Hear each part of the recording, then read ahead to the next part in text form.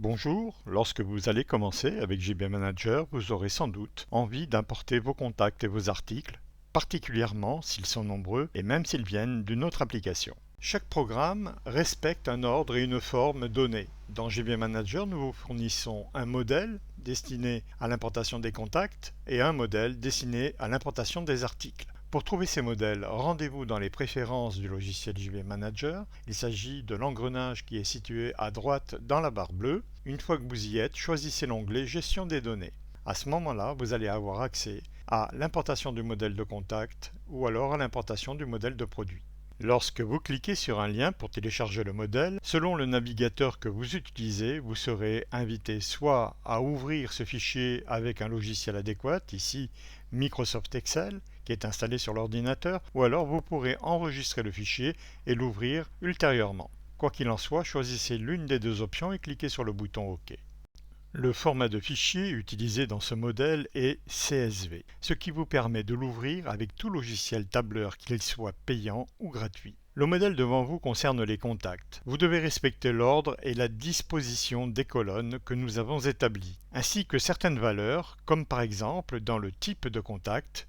3 valeurs sont autorisées: client, fournisseur ou prospect. En ce qui concerne la qualification de l'entreprise ou du particulier, nous n'avons que 2 options, ou société ou particulier. La colonne numérotière est un identifiant qui caractérise en comptabilité un client ou un fournisseur ou un prospect. Si vos contacts sont déjà pourvus d'un tel numéro comptable, vous pouvez saisir ici ce numéro, sinon le programme s'en chargera pour vous en ajoutant un préfixe et un numéro. Lorsqu'il s'agit d'un particulier et non d'une société, c'est ici que vous remplirez la case civilité ainsi que le prénom et le nom de ce particulier. Alors que s'il s'agit d'une société, cela se situera un peu plus à droite dans le tableau, exactement ici à la colonne AG.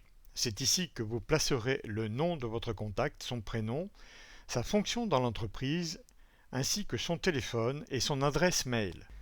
Si vous deviez avoir plus d'un contact dans une entreprise avec laquelle vous collaborez, ce qui est courant, alors il vous faudra dupliquer la ligne entière de l'entreprise et changer les coordonnées du contact copiées par le nouveau, et cela autant de fois que nécessaire. Par exemple, si je veux rajouter un contact dans la première ligne, ici, je vais sélectionner la totalité de la ligne, puis je copie cette ligne et je l'insère juste en dessous. J'ai donc 2 lignes identiques pour la même société. Il ne me reste plus qu'à corriger les données du contact. Il y a de nombreuses colonnes d'informations qui sont disponibles. Bien entendu, vous n'êtes pas tenu de toutes les remplir.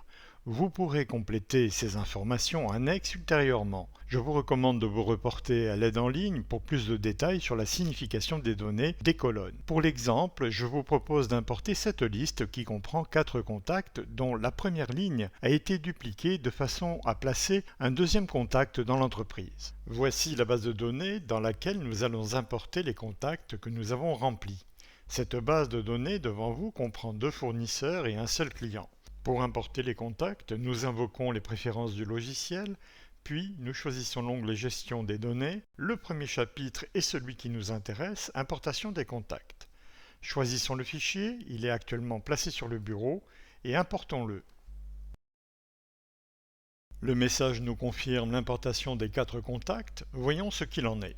Nous obtenons bien 7 contacts au total, et si nous observons la fiche du client Hôtel de la Plage, nous constatons que nous avons bien 2 contacts distincts qui sont enregistrés pour ce client.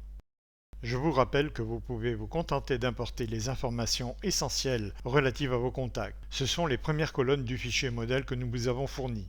Il vous suffira ensuite soit de compléter le modèle et d'effectuer une nouvelle importation afin de faire une mise à jour, ou bien, tout simplement, vous pourrez modifier une fiche et compléter les informations.